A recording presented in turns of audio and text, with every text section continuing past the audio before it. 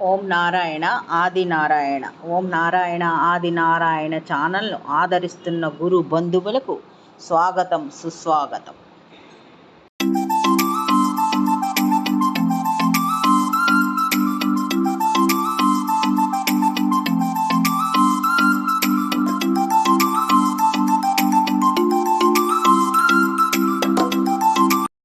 ఓం నారాయణ ఆది నారాయణ. ఓం శ్రీ భగవాన్ వెంకయ్య స్వామి. గురుబంధువుల రూపంలో ఉన్న సద్గురునాథులకు నా ప్రణామములు. ఆశ్రిత జనరక్షకుడు, దీనజన బాంధవుడు శ్రీ భగవాన్ వెంకయ్య స్వామి వారి పాద పద్మములకు నా ప్రణామం. సమస్త సగుణ రూప నిర్గుణ రూప గురుదేవుల పాద పద్మములకు నా నమస్సుమాంజలి. ఈనాటి దివ్యానుభవం శీర్షికలో కొంతమంది భక్తుల దివ్యానుభవం స్మరించుకుందాం. ఒక భక్తుడు శ్రీ భగవాన్ వెంకయ్య స్వామి వారు ఆశ్రమంకు గొలగమూడి ఉదయం 11 గంటలు 12:30 మధ్యలో గొలగమూడి దర్శనానికి వచ్చారు. అక్కడ ఆర్చి నుంచి గొలగమూడి వరకు నడిచి వెళ్ళారు. అంటే హైవే మీద ఉంది కదా ఆర్చి నుంచి గొలగమూడికి నడిచి వెళ్ళారు. అది 11, 12:30 మధ్యలో కదా, విపరీతమైన ఎండ, బాగా దాహం వేసింది, నోరు ఎండిపోయి దాహం వేసింది. కానీ నీరు తాగారు కానీ దాహం తీరలేదు అతనికి. అక్కడ అలా దాహంతోనే అతను వెళ్ళి స్వామివారి మందిరం ముందు కొబ్బరికాయ కొట్టారు. కొబ్బరికాయ కొట్టడంతో అది అంటే లోపల కొబ్బరి అంతా అలా అలా ఉండిపోయింది అనమాట. లోపల కొబ్బరి అంతా ఉండి పైన మాత్రం పెంకు పగిలింది. ఆ పెంకు ఎలా పగలడం, 2 గిన్నెల మాదిరిగా పగిలింది. ఆ పైన ఉన్న పెంకు, లోపల కొబ్బరి మాత్రం అలాగా గుండ్రంగా అలాగే లోపల ఉంది. పైన పెంకు మాత్రం 2 గిన్నెల మాదిరిగా పగిలింది. ఆ చేతిలో ఉన్న ఆ కొబ్బరిని ఇలా చేతితో తుంచారనమాట. తుంచేటప్పటికి ఆ లోపల ఉన్న వాటరు ఈ 2 గిన్నెల్లాగా పగిలింది కదా పైన పెంకు, ఆ 2 గిన్నెలు ఇలా కింద పెట్టినట్టుగా పడ్డాయన్నమాట. గిన్నెలు 2, ఆ 2 గిన్నెలు కింద గిన్నెలు పెట్టినట్టుగా పడ్డాయి. ఆ గిన్నెల్లో పగిలిన కొబ్బరి చిప్ప గిన్నెల్లో ఈ వాటర్, కొబ్బరిలో ఉన్న వాటర్ అంతా అందులో పడింది. ఆ నీళ్లు ఇంకా అంటే ఇతను ఆ భక్తుడు ఇంకా ఆశ్చర్యం నుంచి తేరుకునే లోపే ఆ గిన్నె నిండిపోయింది. గిన్నె నిండిపోయి అక్కడ ఉన్న ఒక పెద్దావిడ ఇలా అందనమాట, "తాగు నాయనా, దాహం తీరుతుంది" అని అన్నదట ఆవిడ. ఆ నీరు తాగగానే అతనికి దాహం పూర్తిగా తీరిపోయింది. అంటే ఎవరో ఈ లోపున ఎవరో ప్రసాదం కూడా తెచ్చిచ్చారు. అంటే కొబ్బరి నీళ్ళు ఎవరో గిన్నెలో వేసి ఇచ్చినట్టుగా అతనికి ఇచ్చారనమాట స్వామివారు. అంటే స్వామివారి కరుణామృతమైన అవ్యాజమైన ప్రేమను మనము ఏమి వర్ణించలేం కదా. ఇంకొక లీల. ఈ భక్తురాలి పేరు దాసరి సుగుణ. ఈమెది నెల్లూరు బాలాజీ నగరు మసీదు సెంటర్ అన్నమాట దగ్గర ఉంటారు వీరు.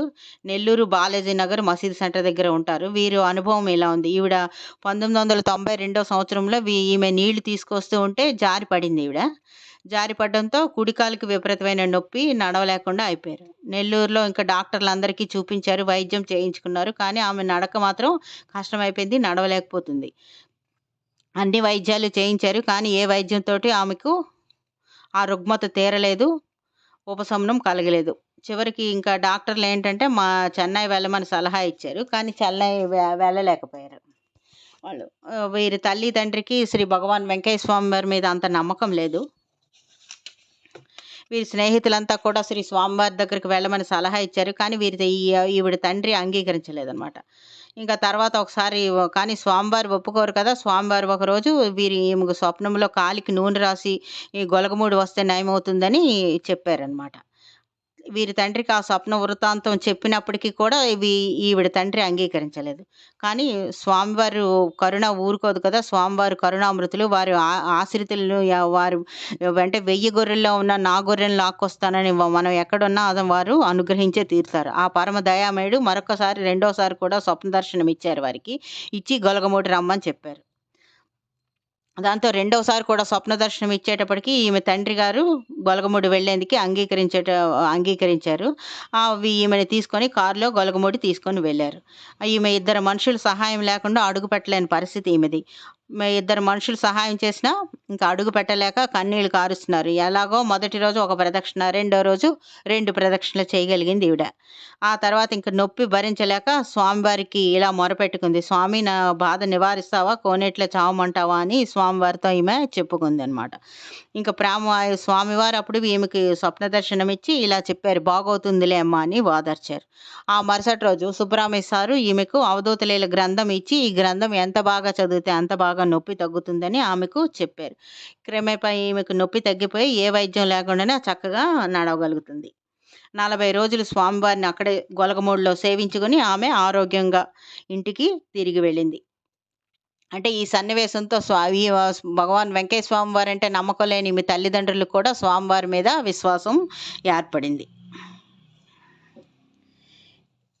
ఇంకొక లీల, ఈ భక్తుని పేరు వేణుమలై, కాళహస్తి, కళత్తూరు నివాసి ఇతను.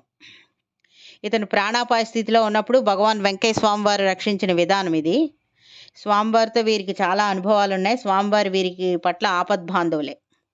1996 నవంబర్‌లోనే ఒకరోజు వీరు రాళ్ళ కల్తూరేట్లో కొద్దిపాటి నీరే ఉంది కదా అని నీరు దాటి వెళ్దాం అనుకున్నారు. ఒక్కసారి ఆ నీటి ప్రవాహంలో అడుగు పెట్టేటప్పుడు ఆ నీటిలో అంటే ఎక్కువ లోతు లేదు కదా అని ఆ నీటిలో దిగారు. ఈయన దిగిన కొద్ది క్షణాల్లోనే ఆ నీటి ప్రవాహం ఎక్కువైపోయింది. ఎక్కువైపోయి ఇతను నీటిలో మునిగిపోయే పరిస్థితి వచ్చేసిందనమాట.